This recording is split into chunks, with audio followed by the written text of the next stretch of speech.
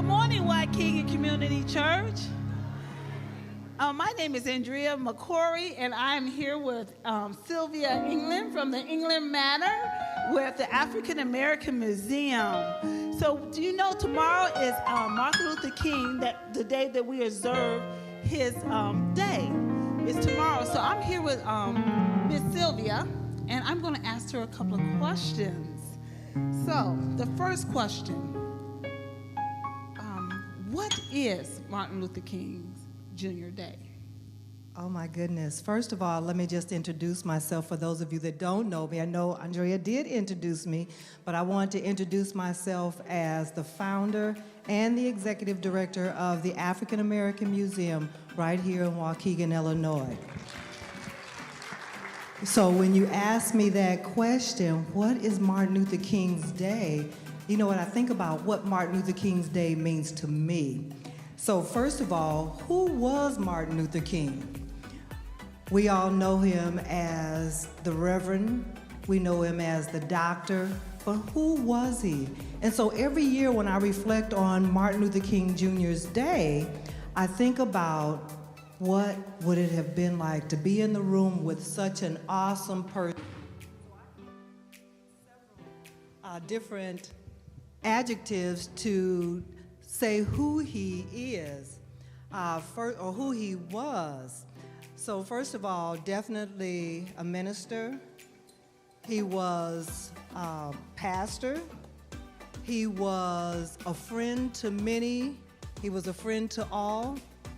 He stood for some things that today we take for granted. For example, I brought this from the museum, and it looks like nothing, but it's a jar of marbles.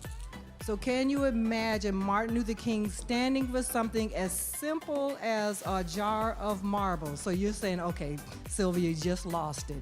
You lost your marbles. No, let me just tell you real quick, this jar of marble represented the test that people would have to take in order to vote. So now here we are. I have children, my own very own children, who say, why should I vote?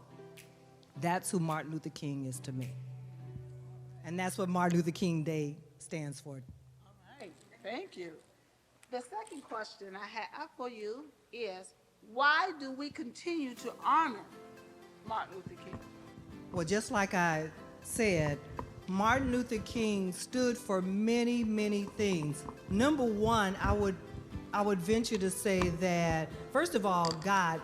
And I brought a book with me just to remind me that Martin Luther King, he stood for a lot. I have a book here, and it's called How to Get What You Want and Want What You Get.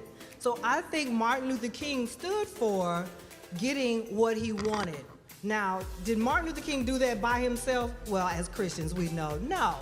Martin Luther King did what he did because that's what God told him to do. So anyway, Martin Luther King stands for somebody who was able to get what he wanted and want what he got. All right. Okay, why did Martin Luther King call the American the beloved community? Thank you for asking that one. That's a good one. And I think that Martin Luther King would have said, or Martin Luther King did say, that this is his beloved community because Martin Luther King loved America. You know what? Think about that. Let that resonate for a minute. He loved America, and what he wanted was to see justice for all. He stood for so many things, and I just wrote down a few of them, but you probably can add to this list. But things like homelessness. Martin Luther King stood for homelessness. He stood for wealth equity. He stood for hunger and famine and disease and war. He stood for those things. So, you know, why should we continue to celebrate Martin Luther King? Is because we have unfinished business. There are some things that we have to do. Yeah. And it starts with me. And that's the reason why I opened up an African American museum. So I have this final question for you. So you see, she's a wealth of knowledge, in history. So if you can just today at the end of service pull her coattail and ask her more questions if you have more questions. But my final question for you is, what can we do as a people to continue this journey?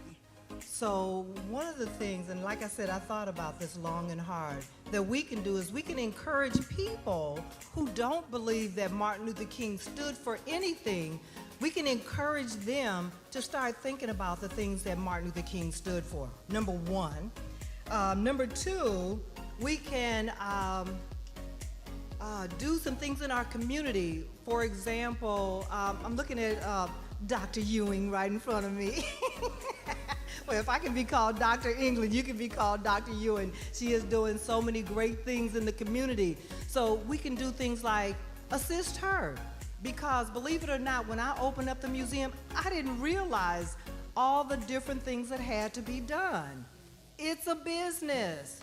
So like with the museum, Dr. Ewing could use some help in her business, or any other business. Or you can go out and you can find homeless people that could use something.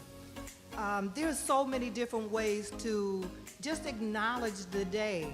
But I think more than anything, I think what we should do is we should take the time and reflect on all the things that happened while Dr. Martin Luther King was living, and all of the things that are happening now after he has passed.